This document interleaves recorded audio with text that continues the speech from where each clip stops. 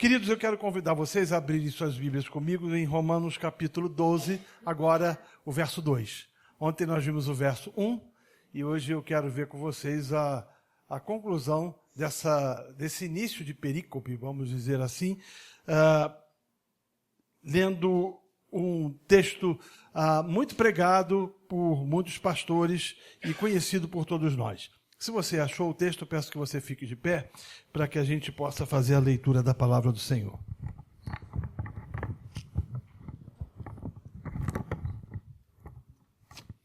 Diz o seguinte: E não vos conformeis com este século, mas transformai-vos pela renovação da vossa mente, para que experimenteis qual seja a boa, agradável e perfeita vontade de Deus. Você pode sentar. Ontem pela manhã, tratamos especificamente sobre o pedido de Paulo aos Romanos. Você deve lembrar que Paulo usa a expressão rogo-vos. E esse pedido dizia que os crentes deveriam apresentar os seus corpos como sacrifício vivo, santo e agradável a Deus. Nessa mesma perspectiva, a gente também viu Paulo dizendo aos crentes de Roma, aos gentios e aos judeus, de que o culto por eles, que deveria, na verdade, ser prestado, deveria ser um culto racional.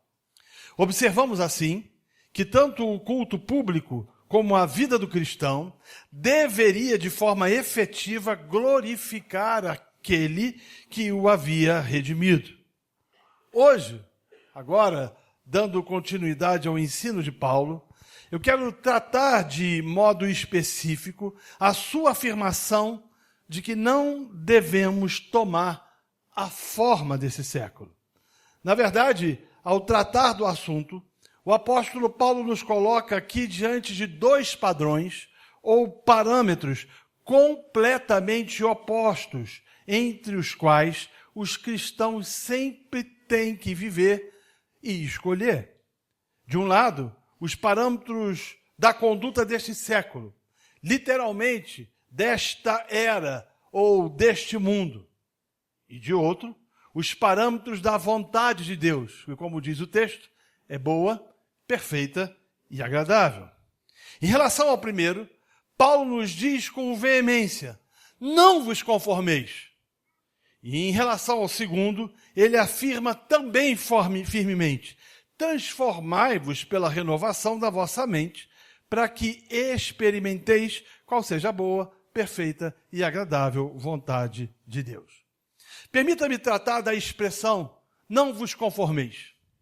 Ao escrever não vos conformeis com este mundo, Paulo vai usar um verbo grego que literalmente se relaciona ou aponta para a palavra forma.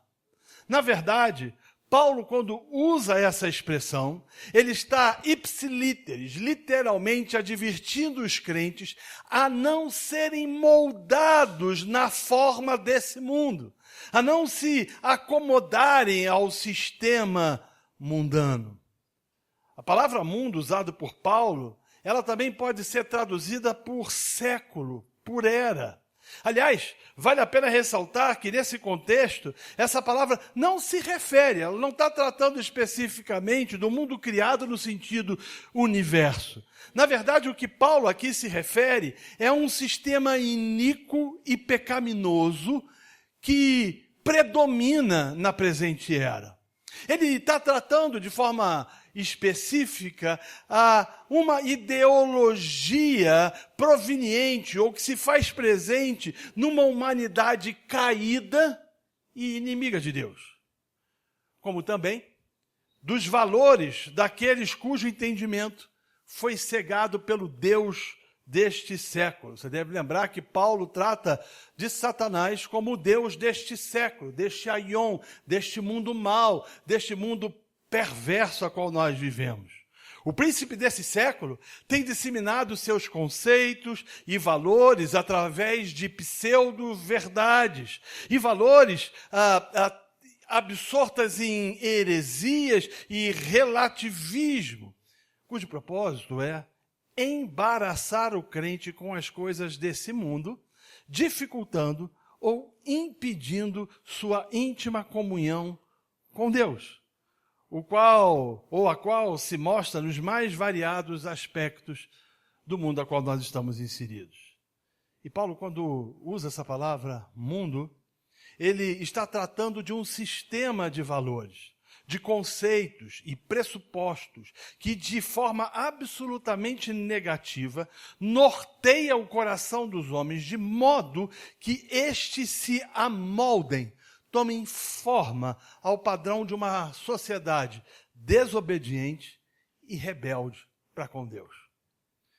Em outras palavras, o que Paulo está dizendo é que os crentes, os eleitos, regenerados, aqueles que ele tratou nos 12 primeiros capítulos dessa epístola e que foram salvos por Cristo, não devem permitir ou mesmo encarnar os valores de uma sociedade longe de Deus, que, como eu falei na primeira exposição, quer ser feliz e mostrar para todo mundo a favela que nasceu.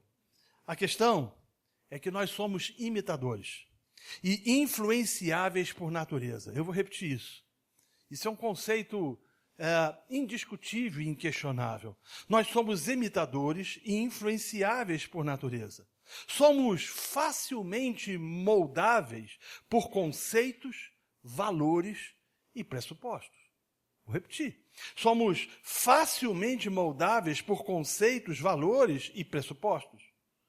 Paulo, na verdade, está nos dizendo, ou está dizendo aos romanos, e a mim e a você, que a gente, como indivíduos ou como pessoas, podemos ser moldados de formas distintas. E assim ele vai deixar claro a existência de dois tipos de modelos que pode nos influenciar. O primeiro é o modelo deste mundo, desta era, que um dia passará. E o segundo é o modelo da vontade de Deus, que é boa, perfeita e agradável. Agora, vale a pena ressaltar que quando o assunto é mundanismo, uma enorme confusão se faz entre os cristãos quanto ao seu significado. Por isso, eu gostaria, de forma sucinta, de abrir um parêntese dizendo que não ser mundano não significa fazer apologética a uma vida ascética e isolada. A gente vê muita gente dizendo isso. E houve um período na história da igreja, houve 2 períodos do monasticismo, mas houve um especial, onde as pessoas achavam que para ser santo, elas precisavam se isolar de todas as outras e se trancavam nos monastérios ou nos conventos. É interessante que, ultimamente, têm sido encontrados túneis que ligavam os monastérios aos conventos. E ali, os padres e as freiras se encontravam, tinham um relacionamento sexual, geravam os seus filhos e quando as crianças morriam, elas deixavam ali para apodrecer, ou as crianças não nascessem, deixavam ali para morrer e apodrecer. O conceito que se tinha era de que uma vida isolada, ascética, fazia com que as pessoas pudessem ter uma vida santa, mas ser santo não significa uma vida isolada. Segundo, não ser mundano não significa desenvolver um estilo de vida onde o culto à feiura é celebrado. Para mim, esse é um dos problemas mais graves que nós vivemos na sociedade nos dias de hoje. Observe que aquilo que é belo tem sido desconstruído de uma forma significativa. Basta você olhar para as melodias, para as músicas, notas ou canções com 3 notas somente, com rimas pobres ou com percepções melódicas completamente desprovidas de beleza. A gente pode olhar também para a forma com que as pessoas se vestem. Nunca nos vestimos de forma tão horrorosa, tão desqualificada, tão sem sentido como a gente vê nos dias de hoje. Parece que aquilo que é belo tem sido rejeitado, em contrapartida, aquilo que é feio tem sido valorizado. Isso você vê também, até mesmo, dentro das próprias igrejas, porque o desleixo, para alguns, aponta efetivamente para uma aparência de santidade, quando, na verdade, isso não é santidade, nunca foi santidade nem aqui, nem na China. Alguns evangélicos acreditam que quanto mais feio, mais santo é. Ou mesmo, quanto mais esquisita a pessoa for, mais santa ela é. Nessa perspectiva, aquilo que é belo tem sido demonizado. Terceiro, não ser mundano não significa desenvolver o conceito de que tudo que há no mundo, na cultura desse mundo, é diabólica. E a gente vai perceber isso de forma muito clara, essa dicotomia de que todas as coisas que não são provenientes de Cristo são malignas. Por exemplo, eu conheci uma igreja que mandou fazer uma padaria, ela construiu uma padaria dentro dela. E eu perguntei por que vocês estavam fazendo a padaria, vocês querem comercializar pão, ou abençoar até mesmo quem não tem pão. Ela disse, não, nós estamos gastando dinheiro para montar uma padaria, porque o pão da ceia que a gente consome tem que ser um pão santo, feito por crente, e a gente não pode consumir pão que não seja cristão. Eu lembro que um dia eu estava terminando de pregar e veio um diácono de uma igreja a qual eu estava, e ele falou, pastor, eu gostaria de perguntar ao senhor o que o senhor tem a dizer sobre um crente ir a um jogo de futebol. Eu, ingenuamente, disse que não via problema nenhum, e olhou para mim, filho do diabo. Eu bem que vi que você não era crente. Eu falei, por quê, irmão?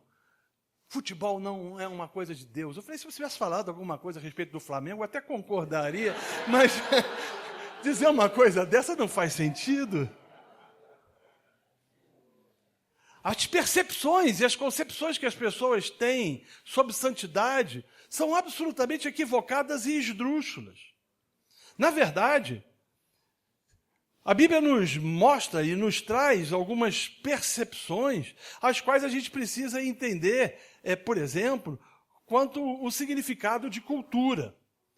Cultura é o conjunto das realizações materiais, filosóficas e sociais de uma sociedade.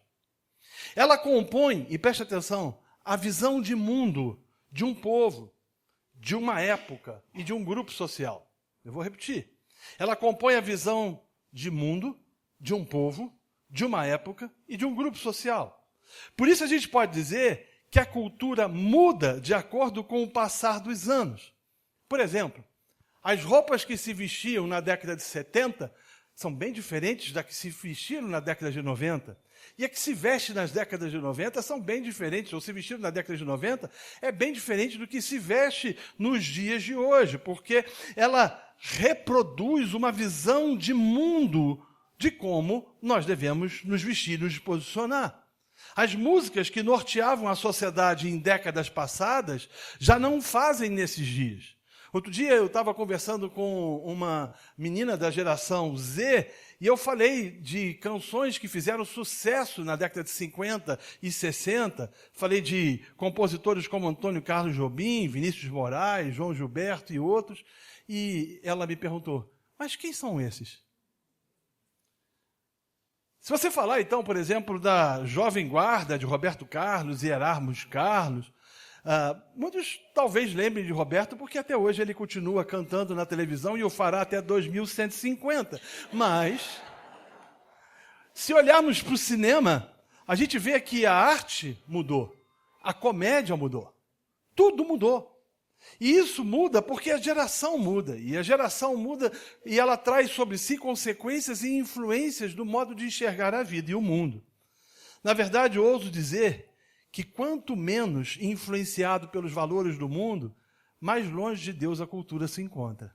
Então, quando a gente começa a perceber e olhar para a década de 40 para cá, e a gente vê comportamentos esdrúxulos ou algumas percepções que faziam e que fizeram com que alguns dos mais velhos ruborizassem de vergonha, a gente chega à conclusão que a cultura, de certa forma, ela tem se afastado de Deus e de Cristo, e por isso os valores são absolutamente antagônicos à palavra do Senhor. Um exemplo disso são as canções cantadas por Anitta, ou mesmo o empobrecimento da música, da letra, da melodia, como eu disse, ou mesmo o funk. O funk carioca, você já teve a desgraça de ouvir um funk carioca? Não queira ouvir. Porque é a caracterização clara e nítida de uma cultura absorta em pecado e que se distanciou efetivamente da grandeza e da glória de Deus.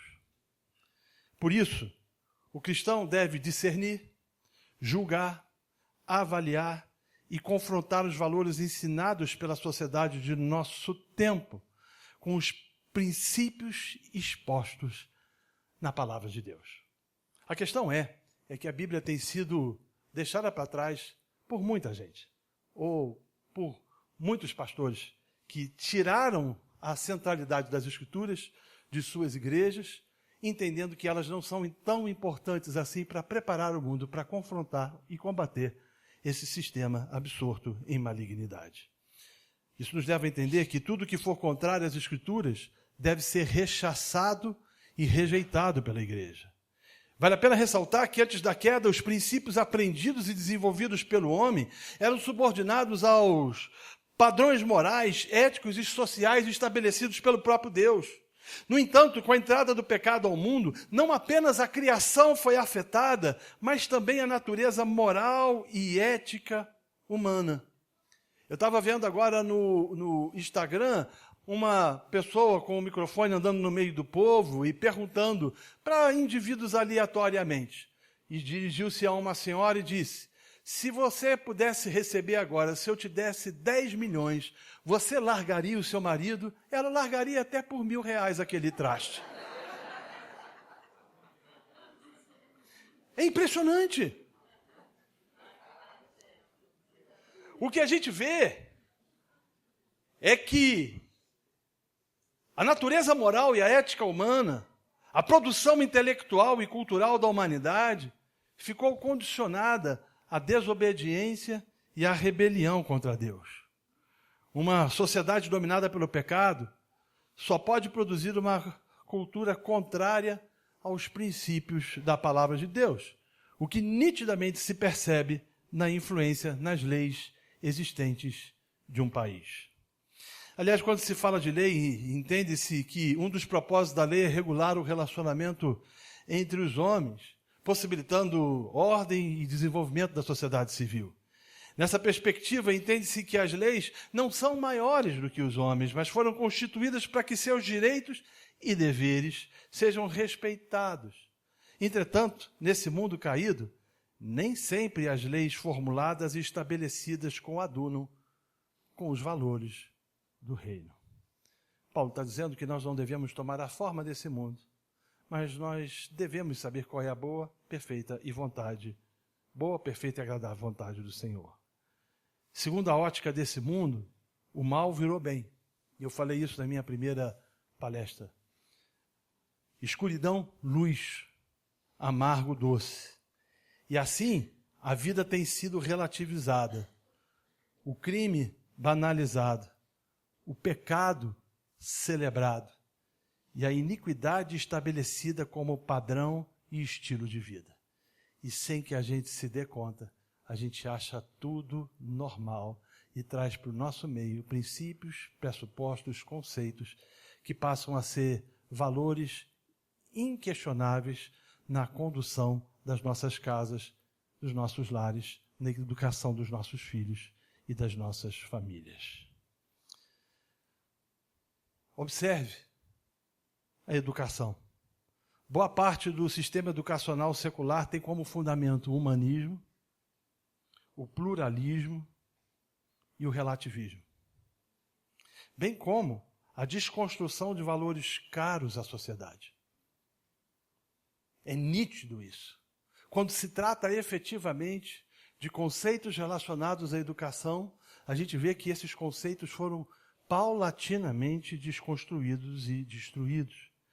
Da educação infantil ao ensino superior, e a gente ontem na atividade teve um momento que nós estivemos juntos a um professor que estava dando uma aula e tratando especificamente de um tema, e uma aluna refuta falando a respeito do Senhor. A gente percebe isso nitidamente, que cristãos e seus valores têm sido contestados, ridicularizados e não pouco ignorados. O conteúdo pedagógico apregoado por algumas instituições encontram-se fundamentadas no ateísmo, no antropocentrismo e no relativismo moral. E quando o assunto é família, assim, a gente percebe de forma estrita que a estrutura familiar no mundo está em processo de mudança. Na verdade, nada se parece com o que Deus instituiu no princípio. O que vemos hoje é a banalização do divórcio E você encontra igrejas hoje que o sujeito está no 3º, 4º, 5º casamento. Eu soube de um rapaz que tinha separado de uma moça dentro de uma igreja, continuaram frequentando a mesma igreja, e um outro rapaz se interessou pela esposa, ou ex-esposa desse rapaz, e foi falar com ele, e ele falou assim, não, pode pegar que vai ser bom para você. Os valores se perderam. A infidelidade conjugal, a inversão de papéis na família, uma severa crise de masculinidade e feminilidade faz parte deste mundo. Tem a forma, ou dão forma a esse mundo. O que nos leva à seguinte percepção. A forma deste mundo é a forma do relativismo moral e da ética. E não somente isso, da destruição da virtude.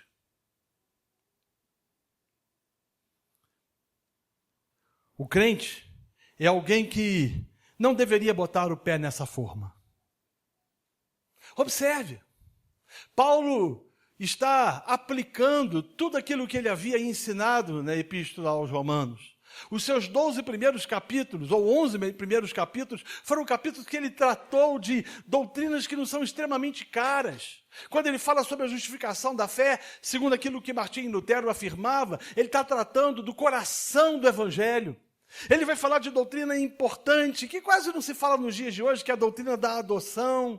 Ele vai tratar de conceitos relacionados à unidade do corpo de Cristo entre gentios e judeus. E agora, ele está se dirigindo a esse povo, dizendo o seguinte, olha, vocês que experimentaram dessa graça, dessa bondade, desse evangelho maravilhoso, vocês não devem tomar a forma desse século. E ele tem em mente o Império Romano.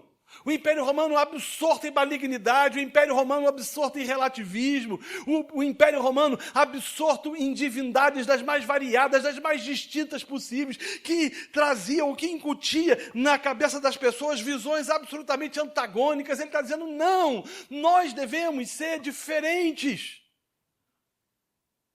A gente não deve tomar a forma desse mundo e nem se amoldar ao esquema dessa sociedade maligna.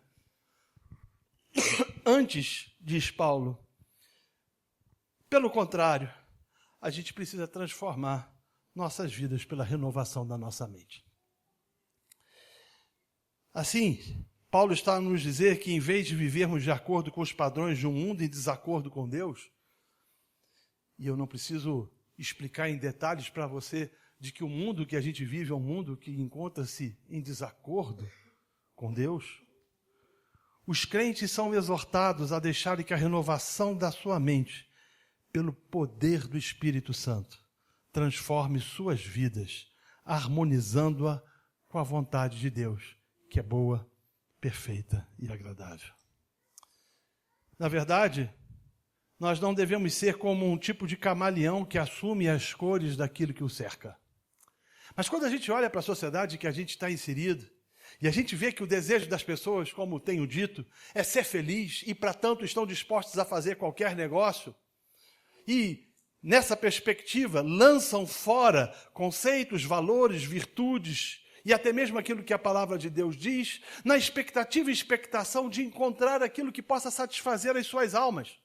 E assim, nós vemos na caminhada crianças sendo destruídas emocionalmente, adolescentes vivendo ou vivenciando num ambiente absolutamente absorto em malignidade, casais desfrutando de uma visão mundana, extremamente pecaminosa, simplesmente pelo fato de que nós preferimos tomar a forma desse mundo, nos tornando um tipo de camaleão.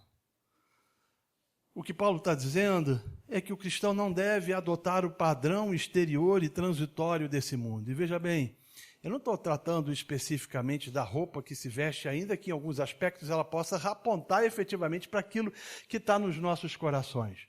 Nem tampouco se tem cabelo curto, comprido, ou se usa maquiagem ou não. Não é isso efetivamente.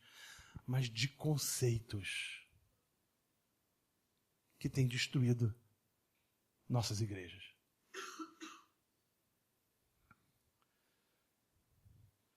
Paulo, após advertir os crentes a não tomarem a forma desse mundo, ele vai dizer, transformai-vos pela renovação do vosso entendimento.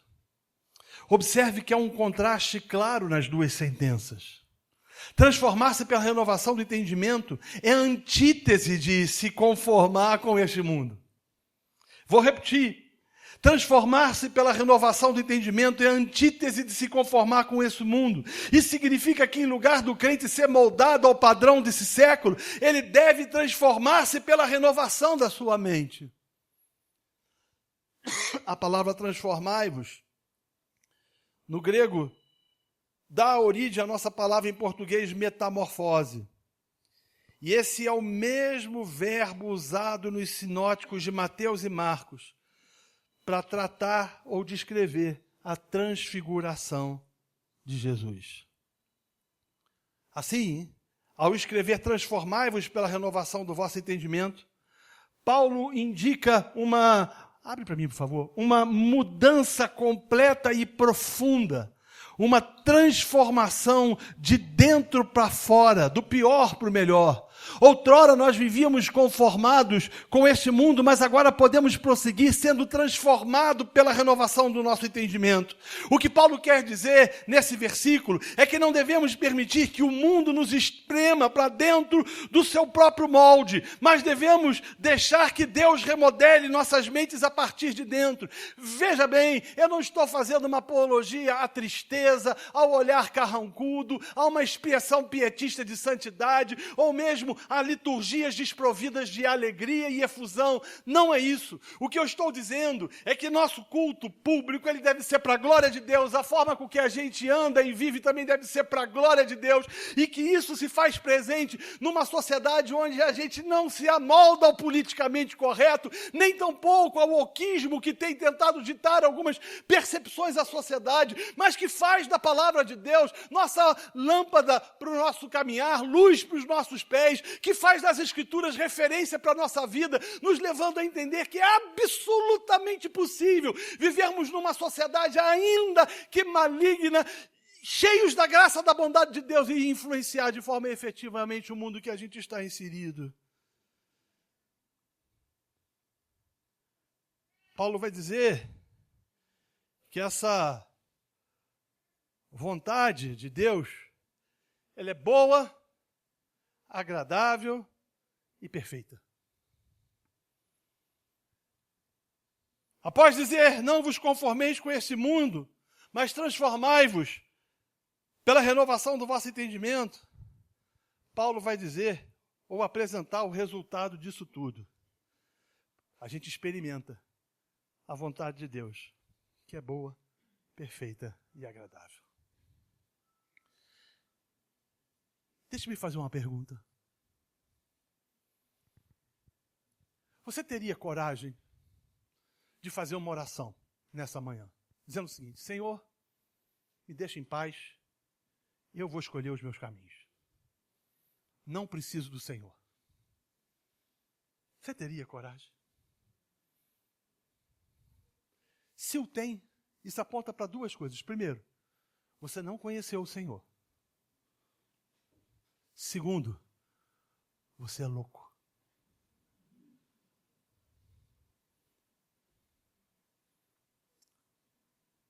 Por isso que Paulo, lá no capítulo 1, ele vai trazer aos romanos a informação de que por eles terem optado viver uma vida absorta em pecado, o Senhor os entregou a si mesmos. Aliás, o pior juízo que Deus pode trazer a um homem é dizer para ele o seguinte: você quer viver dessa forma? Tudo bem, viva. Você está entregue a si mesmo.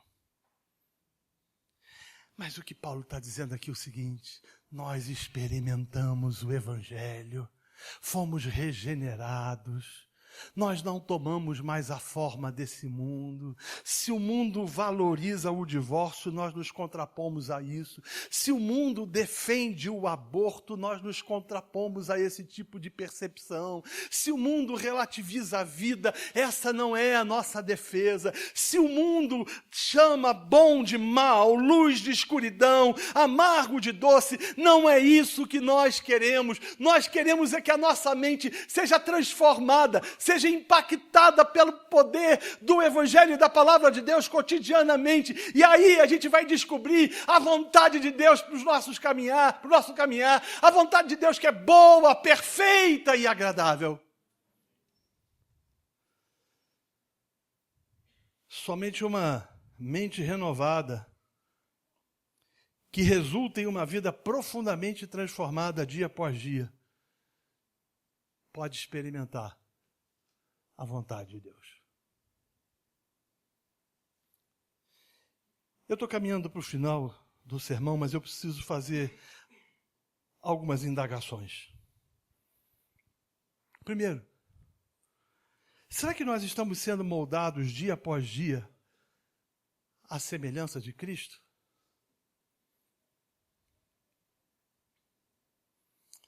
Ou será que a gente está tomando a forma desse mundo?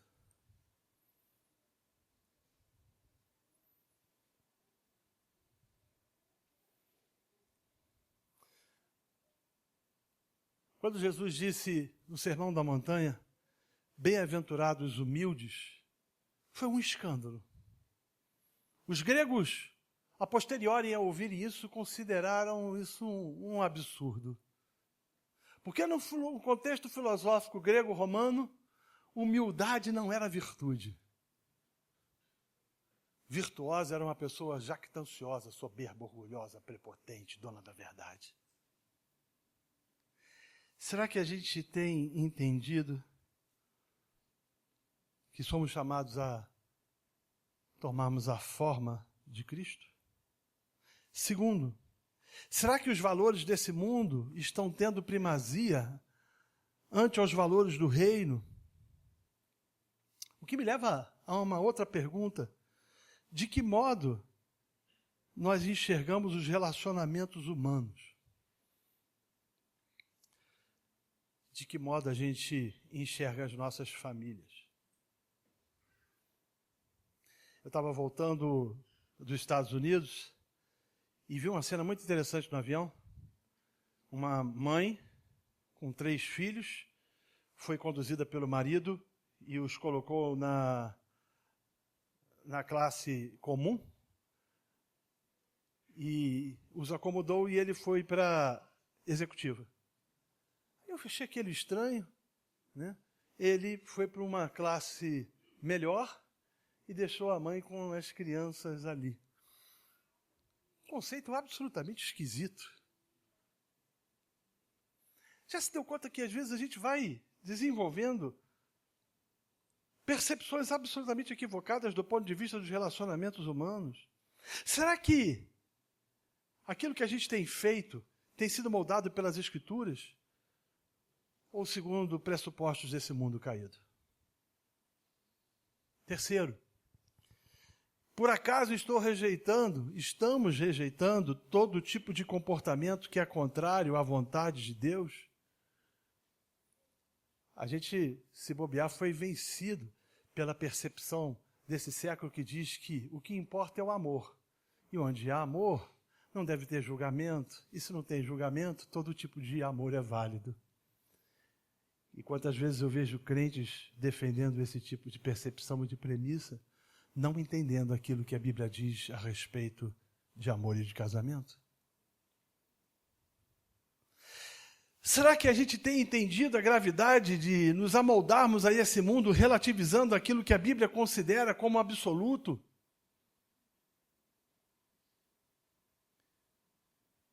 Será que a gente tem olhado para a relativização da educação dos nossos filhos? Ou mesmo para a percepção de uma sociedade que tem desconstruído, por exemplo, até mesmo o conceito de disciplina, dizendo que isso não pode existir? A educação positiva traz esse tipo de ideia, de percepção. Esses dias eu vi um vídeo na internet de uma criança que quebrava o supermercado inteiro. E a legenda dizia o seguinte: você não sabe o que essa criança passa, deixa ela quebrar. E aí alguém defendia, mas ela talvez seja autista, mesmo que fosse, ela deveria ser contida. E os pais deveriam arcar com os compromissos ou com o pagamento daquilo que foi destruído? Será que a gente tem compreendido a severidade da ameaça mundana que nos cerca? E tentado de alguma forma ou de alguma maneira, através uma atitude do bom camaradismo, mostrar um evangelho que não é o evangelho para aqueles aos quais nós nos relacionamos. E sem que a gente se dê conta, a gente contribui efetivamente para a disseminação de um evangelho falso que desconstrói os conceitos absolutos das Escrituras e que fazem com que a sociedade mergulhe num poço sem fundo e sem que a gente se dê conta, verificamos e observamos uma sociedade mergulhada em apostasia. Meus amados e queridos irmãos, nós somos chamados não para tomar a forma desse mundo, mas a sermos transformados pelo poder do Evangelho, a fim de que esse Evangelho faça a diferença na vida dos homens. Isso me faz lembrar de um episódio ocorrido em 1739, em fevereiro de 1739, em Kingwood, na Inglaterra.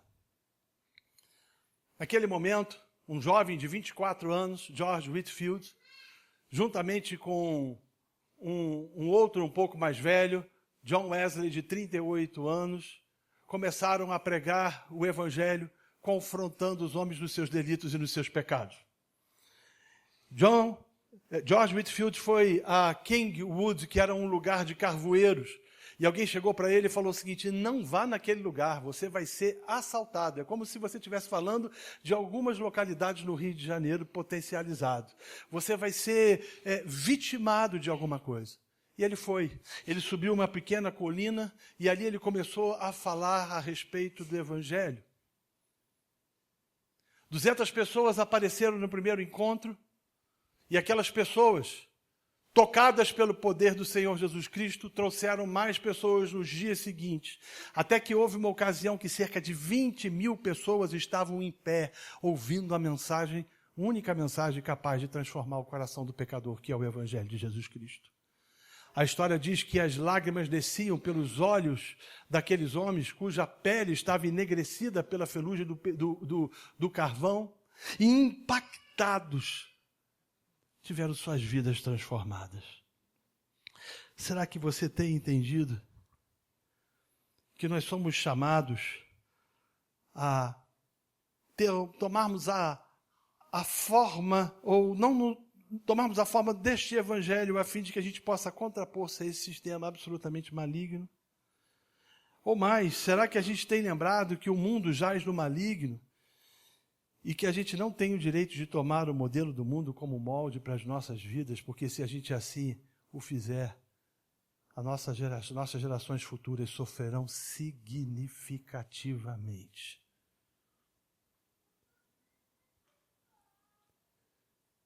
Por fim, responda sinceramente. Será que as palavras que saem da minha boca, os relacionamentos que construo, revelam que sou alguém cuja vida diariamente está sendo transformada mediante a renovação de uma mente alinhada à vontade de Deus? Ou será que essas coisas apenas revelam que eu sou só mais um que adentrou ao esquema desse mundo?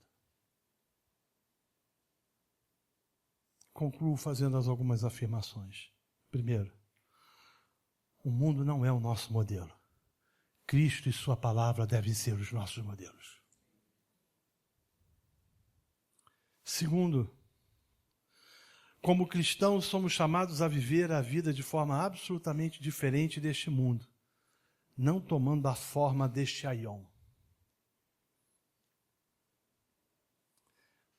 Elizabeth Elliot disse o seguinte: só há um lugar no universo onde você encontrará a verdadeira felicidade, e é na vontade de Deus, que é boa, perfeita e agradável.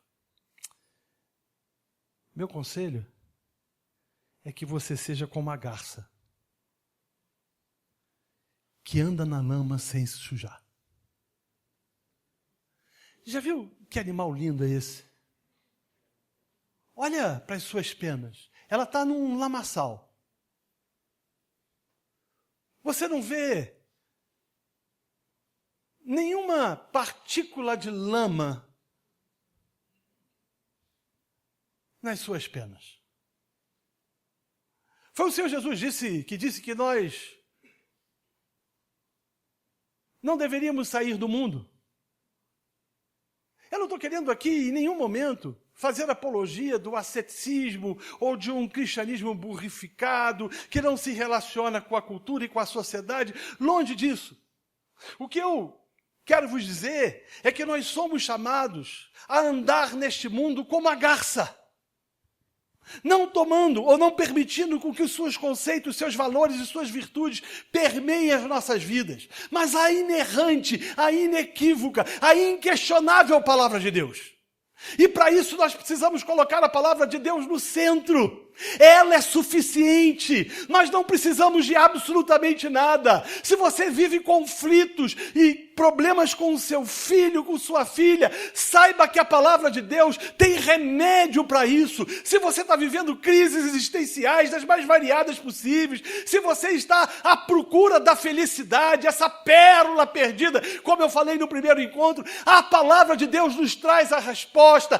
Cristo é a resposta. O Evangelho é a resposta. Nós não devemos ser moldados por esse mundo, cujos valores são antagônicos aos valores do reino. Nós devemos ser moldados exclusivamente pelo Evangelho, porque o Evangelho é a única mensagem capaz de transformar o coração do homem. Pense na história de um homem mau. Imagine um homem mau. Vou contar para você a história de John Newton. John Newton foi dono de um navio negreiro. Ele pegava indivíduos, homens, mulheres e crianças, na costa da África e os levava até a América Central, vendendo-os como escravos. O dinheiro ele levava de volta para a Inglaterra ou comprava produtos como mel, rum, para ser comercializado lá. A história do tráfico negreiro é terrível. As embarcações, às vezes, levavam cerca de 400 pessoas no porão, em condições insalubres. Mulheres, homens e crianças. A maioria não chegava viva no destino. E quando um morria, jogava-se o corpo no mar. E a história vai dizer que os tubarões já sabiam disso, iam seguindo as embarcações para dilacerar e devorar os corpos daqueles que tinham morrido naquela situação. John Newton não estava nem aí, um homem mau, perverso. Mas um dia, enquanto ele estava atravessando o Atlântico Norte, uma grande tempestade sacudiu aquele lugar. Eu estava em Cabo Verde, uma vez eu vi a formação de um furacão no Atlântico Norte, é assustador. Eu imagino que John Newton viu e viveu. E ali, quando já não havia mais esperança, ele fez uma oração. Ele disse: Deus, se o Senhor me salvar, eu lhe darei a minha vida. Deus ouviu a oração daquele homem e ele foi salvo. Ele regressou para a Inglaterra e converteu-se a Cristo, tornou-se pastor e tornou-se uma das pessoas mais importantes, influenciando, por exemplo, William Wilberforce, que foi um dos responsáveis pela erradicação do tráfico negreiro na Inglaterra. Mas ele não ficou conhecido por ter influenciado gente como Wilberforce. Ele ficou conhecido por ser um grande musicista. E a música mais conhecida deles é chamada de La Marseillaise evangélica. Mas há algo que os historiadores trazem a respeito dessa música. Tem-se absoluta convicção de que a letra é dele, mas alguns questionam a melodia. A ponto de alguns afirmarem que a melodia, John Newton ouviu, o que o inspirou mais tarde, mas ouviu da boca de um escravo que, ao receber azorragues nas costas, gemia mais ou menos assim.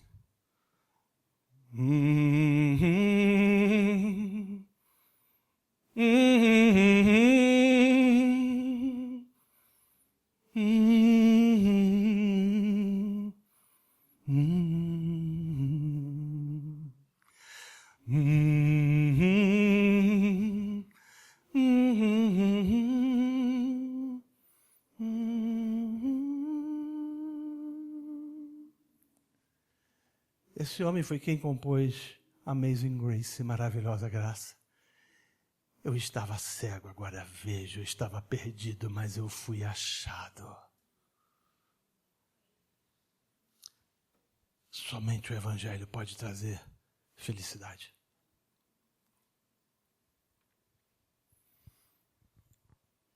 Tome cuidado.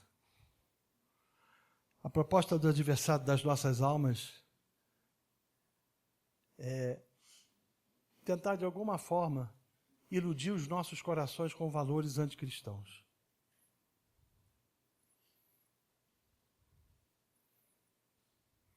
Que o Senhor nos ajude. Que nós não tomemos a forma desse mundo, mas que sejamos transformados segundo a bondade de Deus. E que a gente entenda que a boa, perfeita e agradável vontade do Senhor se fará nas nossas vidas. Foi Chesterton que disse que, e eu vou parafraseá-lo, ele disse que existe uma beleza numa vida comum. A gente vive num tempo onde as pessoas querem fama. E, infelizmente, até mesmo usam o Evangelho para isso.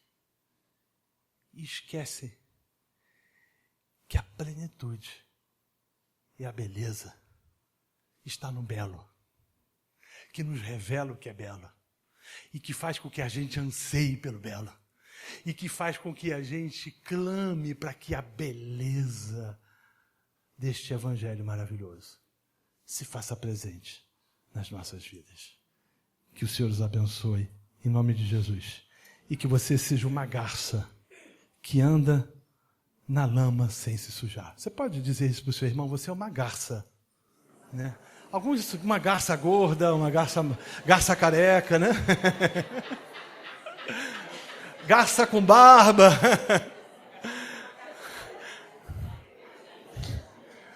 Deus abençoe a todos vocês, em nome de Jesus.